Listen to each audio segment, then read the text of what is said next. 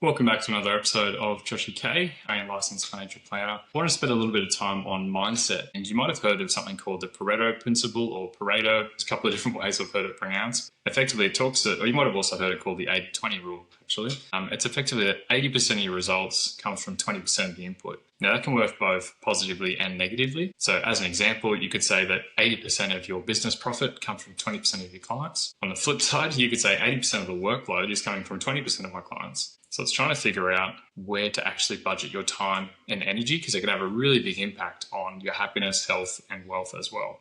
So again, questions I'll be asking myself is what 20% of my efforts are accounting for 80% of my results? And if that's a negative thing, well, then I need to focus on eliminating that 20%. If it's a positive thing, how do I spend more of my energy doubling down on that 20% that's making up the 80% of my results? That could be the same thing for fitness. Where am I, how do I see my body changing the most, or when I feel really good, what are the things that I'm doing? On the flip side, when I do 20% of this activity, it's really making me not want to go to the gym or not wanting to turn up to work or socialize outside of that workplace as well. So really important. Another quote that I really like, if you've ever watched that 70s show, there's a guy in there called Red Foreman. He says, don't just half-ass 3 things, whole-ass 1 thing. And that's really important as well with how you spread your time and attention. So if you found that helpful, feel free to follow along, and I'll see you in the next one.